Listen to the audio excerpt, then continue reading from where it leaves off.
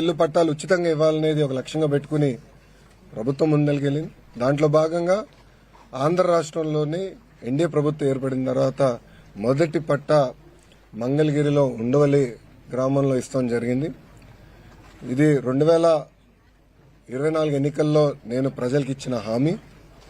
ప్రధానంగా మంగళగిరిలోకి వచ్చేగల వేలాది మంది దశాబ్దాలుగా ఒక ప్రాంతంలో నివసిస్తాం జరుగుతుంది. వాళ్ళందరూ కోరింది ఒకటే, మళ్ళీ మీరు వేరే ప్రాంతాల్లో మమ్మల్ని తరలిస్తే మళ్ళీ మేము అక్కడ ఇల్లు కట్టుకోవాలా, అంతేకాకుండా అక్కడికి వెళ్లాలన్నా రావాలన్నా ఇబ్బంది పడుతున్నాం, మేము ఎక్కడ నివసిస్తున్నాం అదే రెగ్యులరైజ్ చేయండి మాకు అని పదే పదే వాళ్ళని కోరటం జరిగింది. నేను ఆనాడే చెప్పా, గౌరవంగా బట్టలు పెట్టి పట్టాలు ఇస్తానని హామీ ఇస్తాం జరిగింది. కూటమి ప్రభుత్వం ఏర్పడిన మొదటి 10 నెలల్లో మంగళగిరి నియోజకవర్గంలో సుమారుగా 3,000 పట్టాలు మొదటి విడతలో అందజేస్తూ జరుగుతుంది. మీరందరూ ఒక్కసారి చూస్తే 2019 నుంచి నేను ఇక్కడ మంగళగిరిలో పోటీ చేశాను.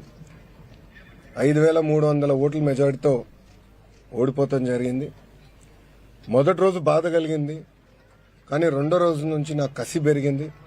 ఓడిపోయిన దగ్గరనే కష్టపడాలి, ప్రజల మనసు తిరిగి గెలుచుకోవాలి, ప్రజల కోసం అహర్నిశలు సేవ చేయాలి లక్ష్యంతో నేను పనిచేస్తాం జరిగింది.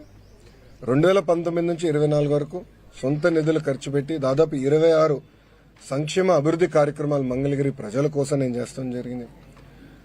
ఒక పక్కన వాళ్ళ ఆరోగ్యం కానివ్వండి, దాని ఆరోగ్యం కోసం ఎన్టీఆర్ సంజీవిని పేరుతో తాడిపల్లిలో క్లినిక్, మంగళగిరిలో క్లినిక్, దుగ్గిరాలకి ఒక మొబైల్ క్లినిక్ కూడా నేను ఏర్పాటు చేస్తాం. దాంట్లో ఉచితంగా మందులు ఇప్పుడు కూడా అందజేస్తున్నాం. ఊర్లో ఎవరైనా పెళ్లి జరిగితే వాళ్ళకి బట్టలు పెట్టే బాధ్యత మేము తీసుకున్నాం. ఇంతేకాకుండా గత ప్రభుత్వం తాగునీరు కనీసం వాటర్ ట్యాంకర్ ఇచ్చే పరిస్థితి లేకుండా పోయింది. వాటర్ ట్యాంకర్లు పెట్టి ఉచితంగా నీరు కూడా అందిస్తాం జరిగింది. వర్షాకాలం వస్తే కొన్ని ఏరియాలో గత ప్రభుత్వం